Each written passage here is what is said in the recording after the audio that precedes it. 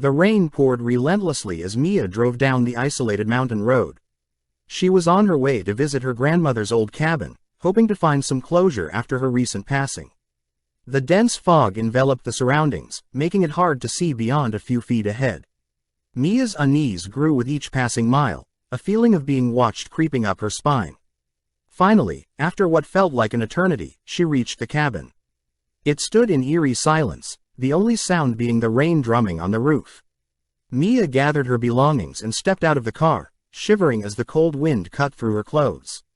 She quickly unlocked the cabin door and stepped inside, eager to escape the storm. The interior was musty and dimly lit, casting long shadows across the wooden floor. Mia lit a few candles, their flickering flames the only source of light in the dark room. As she settled in, memories of her grandmother flooded her mind, bringing tears to her eyes. Suddenly, a strange noise broke the silence. Mia froze, listening intently. It sounded like a low, guttural growl coming from outside. She dismissed it as her imagination, chalking it up to the wind howling through the trees. But the noise persisted, growing louder and more menacing with each passing moment. Mia's heart raced as she approached the window, peering out into the darkness. What she saw made her blood run cold. In the clearing beyond the cabin, a pair of glowing eyes stared back at her, their intense gaze piercing through the night. Mia's breath caught in her throat as the creature stepped into the light. It was like nothing she had ever seen before. A massive, hulking beast with fur as black as night, its claws glinting in the dim light. Its eyes burned with a feral intelligence, fixated on Mia with an intensity that sent shivers down her spine. As the creature drew closer, Mia realized with a shock what it was. A Wendigo, a vengeful spirit of the forest driven by insatiable hunger. Panic gripped her as she frantically searched for a way to defend herself. But the cabin offered little protection against the supernatural creature that now stood at the doorstep. With a deafening roar, the Wendigo lunged forward, its razor-sharp claws aimed for Mia's throat. She stumbled backward, narrowly avoiding the deadly strike.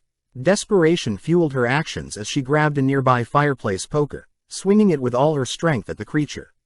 The metal connected with a sickening thud, sending the Wendigo reeling back with a guttural howl of pain. Mia seized the opportunity to bolt out the back door, running blindly into the forest with the creature hot on her heels. Branches tore at her skin, the mud sucking at her feet as she raced through the darkness.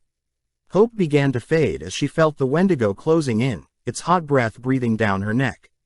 But just as all seemed lost, a blinding light pierced the night sky.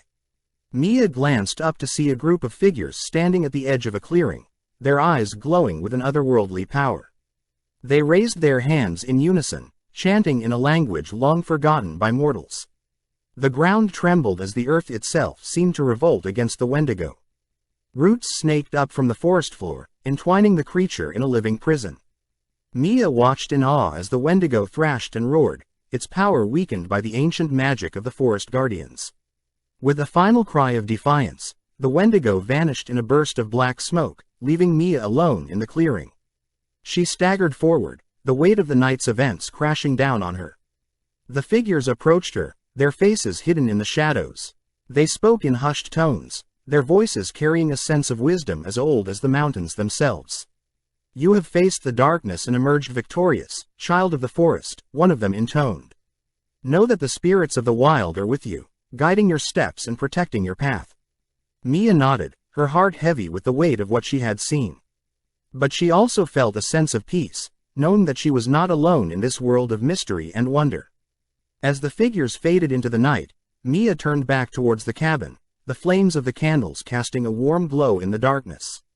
The storm had passed, leaving behind a stillness that belied the chaos of the night. And as she drifted off to sleep, Mia knew that the forest held many secrets, both beautiful and terrible.